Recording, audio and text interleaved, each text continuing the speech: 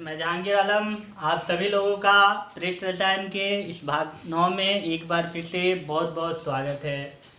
तो बच्चों, भाग 8 में हम लोगों ने एंजाइम्स के बारे में पढ़ा था और इस हिस्से में सरफेस केमिस्ट्री के पृष्ठ रसायन के इस हिस्से में हम लोग एंजाइम उत्प्रेरण की क्रियाविधि का वर्णन करेंगे। एंजाइम क्या है? एक जैविक उत्प्रेरक होता है। ये हम लोग इसके पहले वाले वीडियो में चर्चा कर चुके हैं। तो यहाँ उसकी क्रियाविधि की हम लोग चर्चा करते हैं। एंजाइम जो है लॉक और की प्रोसेस पे कार्य करता है। क्या? लॉक और की प्रोसेस। लॉक की आप समझते होंगे, लॉक यानी कि ताला और की यानी कि चाबी।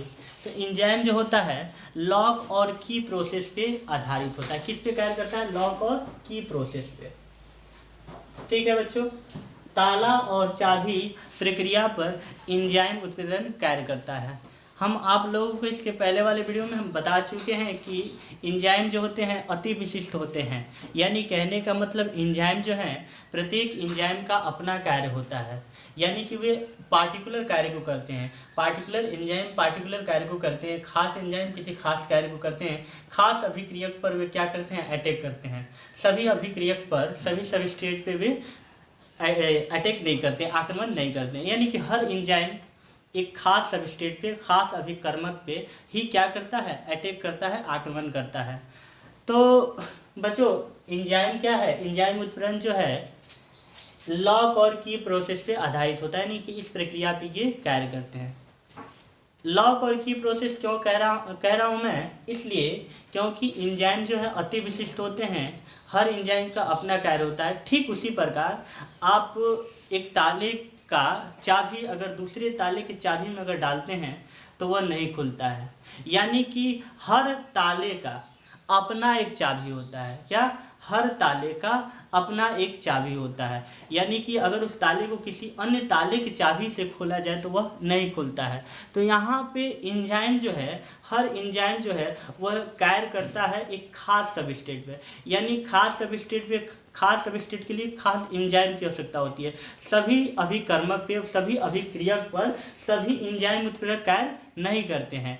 ठीक उसी प्रकार जिस प्रकार एक खास ताले के लिए खास चाबी की आवश्यकता होती है, ठीक उसी प्रकार एक खास क्रियाधार के लिए, अभिक्रियक के लिए एक खास एंजाइम की आवश्यकता होती है। यहाँ एंजाइम उत्प्रेरण में जैसे ताला चाबी आप लेते हैं तो ताले और चाबी का हम इसमें कंपेयर कर रहे हैं, तो अभिक्रियक जो है, अभिक्रियक ताले के रूप में कार्य करता है। किस रूप में कार्य करता है? ताले के रूप में। और एंजाइम जो है चाबी के रूप में कार्य करता है। किसके रूप में? चाबी के रूप में।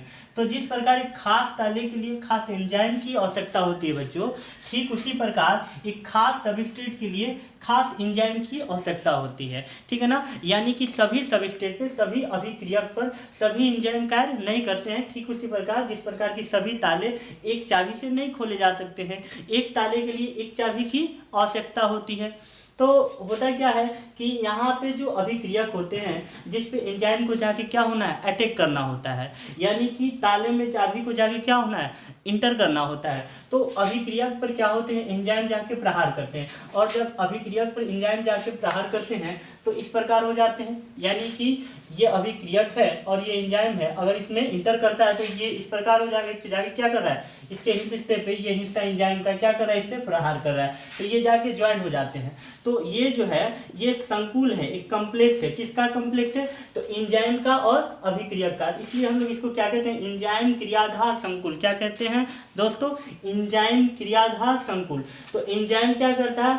क्रियाधार या अभिक्रियक पर क्या करता है? अटैक करता है। क्रियाधार या अभिक्रियक एक ही चीज़ है, इंग्लिश में हम लोग क्या बोलते हैं? इसको सबस्ट्रेट कहते हैं। तो क्रियाधार या अभिक्रियक पर एंजाइम क्या करता है? अटैक करता है और ये बना लेता है। क्या बना लेता है? संकुल। और हम जानते हैं कि जैसे हम ताले में हम चाबी इंटर करते हैं, उसके बाद चाबी को ऐंठने के बाद, यानी कि घुमाने के बाद क्या होता है? ताला खुल जाता है 2 हिस्सों में। यानी कि जैसे ही इसमें इंटर करके घुमाते हैं तो क्या होता है? ताला 2 हिस्सों में खुल जाता है। तो ये प्रोडक्ट हो जाते हैं। किसका प्रोडक्ट है? तो ये अभिक्रियक जो है, अभिक्रियक जो है यानी सबस्ट्रेट जो है वह क्या हुआ? बढ़ गया। तो एंजाइम का क्या कार्य है? हम इसके पहले वाले वीडियो में चर्चा किए थे कि जो जटिल अणु होते हैं उसको क्या करता है? सरल अणु में तोड़ देता है। तो यहाँ पे एंजाइम क्या क्रियाधार पे अटैक किया, एंजाइम क्रियाधार बनाया, उसके बाद इसको क्या कर दिया, दो हिस्सों में बांट दिया। यानी कि ये एक बड़ा अणु जो था, ये एक जो जटिल अणु था, उसको छोटे अणु में क्या कर देता है, रूपांतरित कर देता है, यानी कि तोड़ देता है, बांट देता है। और एंजाइम जो है फिर वैसे का वैसा रह जाता है। एंजाइम वैसे का वैसा क्यों रह जाता है, क्योंकि एंजाइम क्या है, उत्प्रेरक है। और हम जानते हैं, भली भांति जानते हैं कि एंजाइम जो है, चाहे उत्प्रेरक, जो भी सिंपल साधारण जो उत्प्रेरक होते हैं, उनकी अभिक्रिया की समाप्ति के पश्चात उनके गुण या मात्रा में कोई परिवर्तन नहीं होता। यानी कि अभिक्रिया में एंजाइम भाग लिए हैं तो वह उतना ही मात्रा, उतना ही गुण का एंजाइम बाद में, यानी उत्प्रेरक उतना ही गुण का प्राप्त होगा। यानी इसके गुण या मात्रा में कोई परिवर्तन नहीं होगा, चाबी ज्यों का त्यों रहेगा।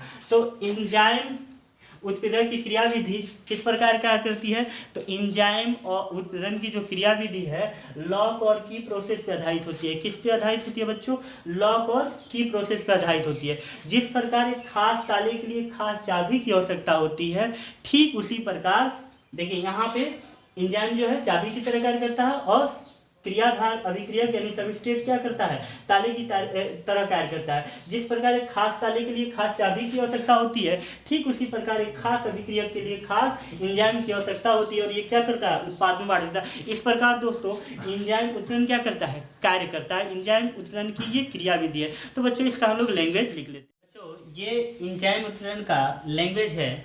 तो हम समझे कि एंजाइम क्या लॉक की प्रोसेस पे कार्य करता है। तो ये पढ़ते हैं, एंजाइम उत्प्रेरण ताला चाबी प्रक्रिया पे आधारित होता है। किस प्रक्रिया पे आधारित होता है बच्चों, ताला चाबी प्रक्रिया पे आधारित होता है। यहाँ पे एंजाइम चाबी की तरह कार्य करता है। किसकी तरह कार्य करता है, चाबी की तरह कार्य करता है। और जो अभिक्रियक होता है जिस पे एंजाइम को कार्य करना होता है, यानी कि एंजाइम जो है किसकी तरह कार्य करता है, यहाँ एंजाइम चाबी की तरह कार्य करता है। और क्रियाधार जो है यानी अभिक्रियक जो है वह किसकी तरह कार्य करता है, ताले की तरह कार्य करता है। जिस प्रकार एक खास ताले के लिए, यानी कि एक पार्टिकुलर ताले के लिए एक पार्टिकुलर चाबी की आवश्यकता होती है, यानी खास ताले खास चाबी से ही खुल सकता है, ठीक उसी प्रकार एक खास अभिक्रियक के लिए खास क्या एंजाइम की आवश्यकता है, क्योंकि अभिक्रियक यहाँ ताला है और एंजाइम क्या है, चाबी है। तो जिस प्रकार एक खास ताले के लिए खास चाबी की आवश्यकता होती है, ठीक उसी प्रकार एक खास अभिक्रियक के लिए एक खास एंजाइम की आवश्यकता होती है। तो बच्चों ये आप लोगों को समझ में आया होगा। मैं आशा करता हूँ कि ये आप लोगों को समझ में आएगा। इस फिगर को आप लोग ड्रॉ कर लीजिए, उसके बाद इस लैंग्वेज को आप लोग लिख लीजिए, ठीक है। इसको स्क्रीनशॉट ले सकते हैं आप लोग। तो बच्चों ये रहा हम लोगों का आज का क्लास। और मैं आप लोगों से फिर एक बार बोलना चाहूँगा कि मेरे चैनल को आप लोग ज़रूर सब्सक्राइब करें और लाइक करें, ज़्यादा से ज़्यादा शेयर करें। आज के लिए इतना ही, धन्यवाद।